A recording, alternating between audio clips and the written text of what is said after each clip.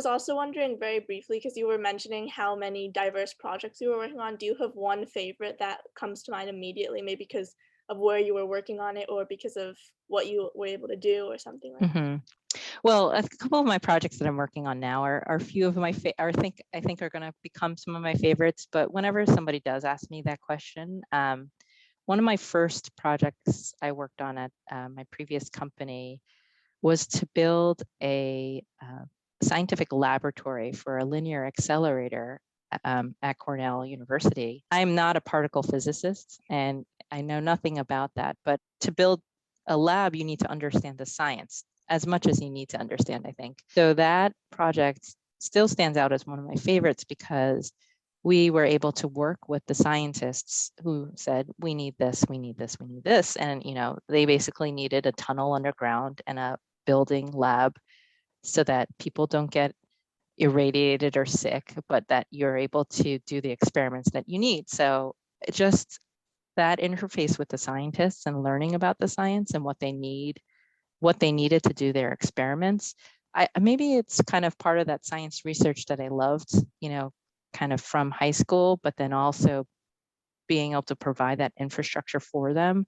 It was such a great experience. And so it didn't unfortunately get built, but going through that process of design and learning was yeah, probably one of my favorites. That's great. I mean, it's great that you're working on 2 projects in New York City because I live in New York City and I know, Mhm. like, how bad the water is, especially, in the East River and the Hudson River, and it has gotten better, I think, in the past Yes. couple of years. It's hmm definitely gotten better. There's obviously still so much to be done, and I didn't even know about the rain overflowing the pipe. hmm So my next question is, growing up or even now, did you have a mentor in STEM? And if so, when did this mentor enter your life? And would you recommend that young girls in STEM or interested in going into STEM find mentors? I did not have a mentor in STEM actually, but I think it would have helped to have a mentor. I think for myself, I do have a lot of friends and a network that I do rely on. And while they're more like peers, I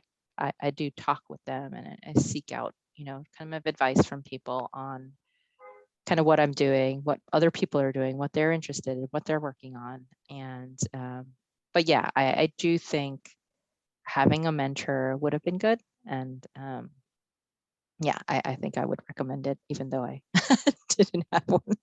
I think it's just having a community and having people that you can talk to about things is just important in general. In my experience and what I've read and what I've seen, there are gender inequities within STEM, and so I was wondering if you have any experience with this and if hmm you'd be willing to share it, and also if you have any advice for girls who might be unwilling to go into a career in STEM because of this inequity.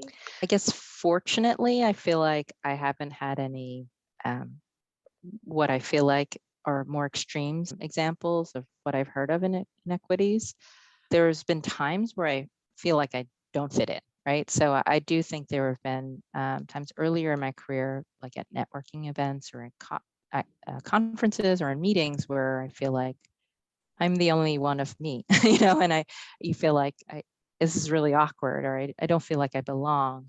I'm not sure if it's a disadvantage. It's just it's hard, I think, to deal with that at times. My advice from that is you still have to look around because I feel like it that might be the obvious, but when I do look around, because I was fortunate to be in a major where it was predominantly female, actually. But again, there was always a struggle with kind of senior people above me or people that I in leadership and not seeing as many females in leadership, but I did happen to have a few. So there's a bit of I look around, but then maybe the advice is to look harder and maybe to see what you do have and be able to work with what you have, and try to be as resourceful as you can.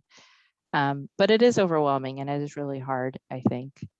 Uh, at times during those moments, it feels really difficult. Like, oh, do I really want to continue working in this kind of environment? But I then have to pause and remember, wait, that's not like always the case for me. It was just kind of in those moments, in those meetings. um, and also come back to, do I really enjoy what I'm doing, and is it worth it? So it's kind of that value call, and to me, it was always worth it.